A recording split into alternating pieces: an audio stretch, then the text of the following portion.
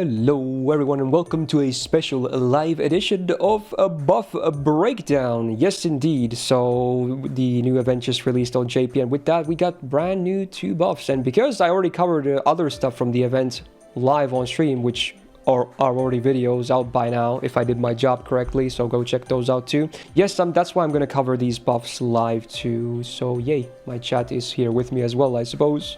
Very cool. So buffs for, or skill buffs for Santa, Altera, and Phantom of the Opera. Wow, Altera definitely makes sense to me because, you know, she's a Santa servant, but I was not expecting to see a Phantom buff. Anyway, let's tackle the Altera buff first and see what's up. So it's a buff to her first skill, yes indeed. So previously on a 5-turn cooldown, targeted skill, target gets 20% gauge, and then also 30% star generation for 3 turns. And that was it. That was the whole skill. Pretty low cooldown is nice, but yeah, effects-wise is not really the best thing ever, especially because she's also kind of like a DPS herself, so chances are this was just only going on herself, so it was like a small little DPS skill, I guess. So it was never really that impressive, honestly. But it wasn't trash either, I guess, but I can understand why they would buff it. So now, on the same 5-turn cooldown, the target now gets 30% battery instead of 20. That's pretty nice. Targeted 30 is still semi-rare actually to this day, especially on the, you know, the free servants. The target still gets the same 30% star gen for 3 turns. That hasn't changed, but now there's a new line as well. The target gets overcharged by 1 step for 1 time 3 turns. So a bigger battery, star gen is still there, and now gives an OC boost as well. So now it's definitely a more of a supporty skill. In fact, what was her own overcharge? Is it a star bomb? It is, so her MP would now generate 25 stars instead of 20 with just this skill OC buff, which not that big of a deal, honestly. I feel like if you're going to MP with her, it's a 10-hitter quick single target anyway, and if you do a full Brave Chain, you were probably basically, and especially if you have the star gen from the first skill, you were already going to get like max stars anyway, right? So going from 20 stars to 25, at least for herself, doesn't really make that big of a difference. But again, it is a targeted skill, so it can be applied to your supports as well. For instance, it could be applied to Scotty, so you get stuff like, you know, more damage cut for your team from her overcharged caster, that is. Just spitballing here, because obviously she's definitely a CQ servant instead of a farmer. So I'm trying to think of CQ cases here. I like it, but honestly, I don't think this buff will overall change too much when it comes to her. But it is great that they remember, you know, some of the older Santas as well.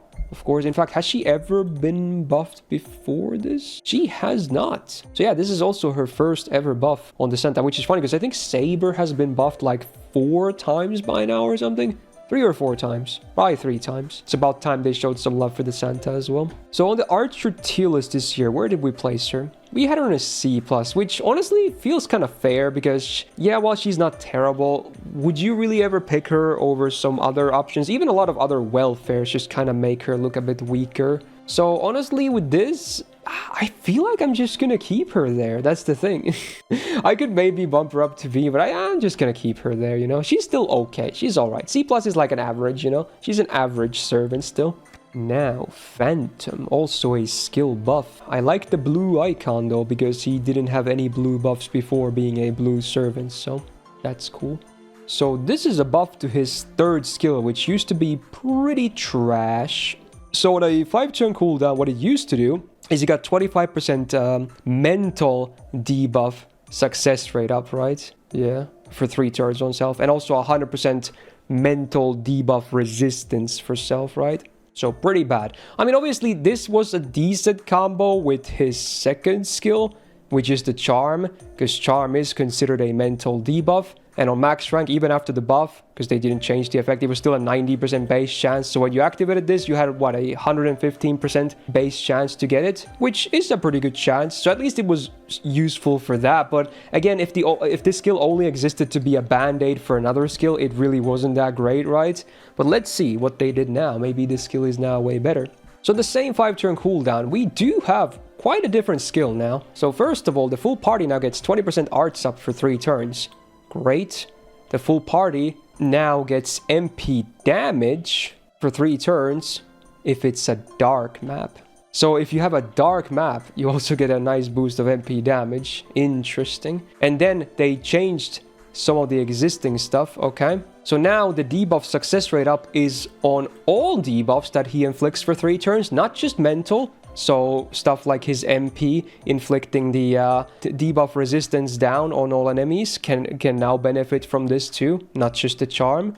That's pretty cool. And then also they changed the other one too. So now he gets 100% debuff resistance for 3 turns. Not mental, all debuffs, right?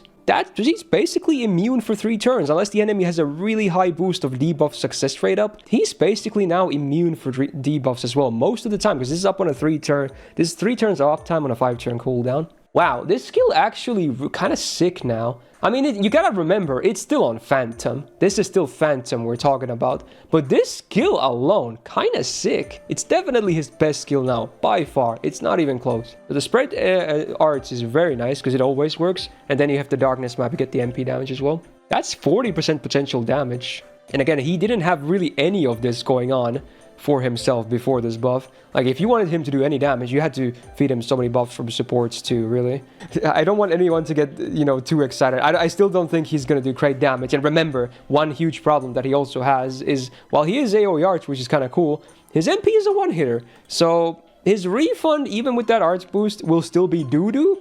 So looping with him is still basically impossible. So don't get, again, your hopes up too much. But at least his damage will be a bit better. And honestly, I feel like one underrated thing about him is actually his overcharge. It's a base minus 50% debuff rest down on all enemies for 6 turns. Yeah, it's a really irregular turn count in a good way. He can actually be a debuff support, if that makes sense, but not in the sense that he's gonna be the one doing all the debuffs. He's gonna be like, oh, now you have a much easier time of landing all your other debuffs. Because again, stuff like debuff resistance down is not just, you know, making it easier to nullify enemies' resistances to land your base chance debuffs. This also works for stuff like stuns, charms. You know how you can have like debuff success rate up or like charm success rate up? This is basically the same thing, but as a debuff, which also works for his charm too. But yeah, if you have like an ally like Shuten Doji, who's also an AoE Arts assassin, so they could be paired together. Remember, Shuten has like an AoE charm, but it's only a 60% chance on base on all enemies. And as far as I remember, she has nothing to increase that chance on her own kit.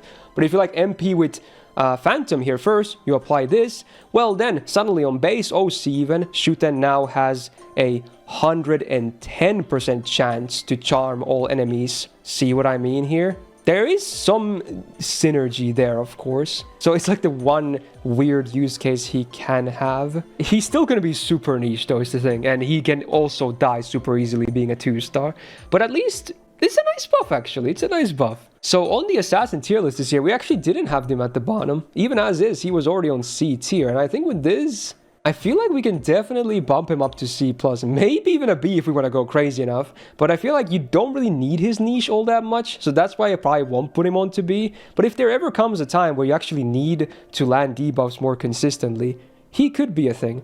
And also another problem with that, yes, his MP, the overcharge is nice. Another problem is it's kind of hard to get his MP though. He still doesn't have any batteries. We'll see if they want to buff his first skill too at some point, like with Hans, who had a similar case of Innocent Monster. Hopefully, and then maybe include like a self battery to make that a bit easier. Like if this skill was on someone else, this could actually be really, really like super strong, but on Phantom it's definitely balanced, so it's nothing too crazy. So there you go, there is your buff breakdown for the release of the 2024 Christmas event. Honestly, pleasantly surprised. I feel like the Phantom one is actually even more meaningful than the Santa Altera one, which it was not on my bingo card either. Phantom enjoyers, rejoice, all 5 of you who are watching this, I guess. So if you enjoyed this buff breakdown, do me a solid and like on this video, of course, it really helps out. And hey, if you want to see more, do hit that subscribe button. Still trying to figure out how I could buy quartz on JP again, because I would really, really want to go for Lohi, because I'm so excited about her, and it's such a bummer.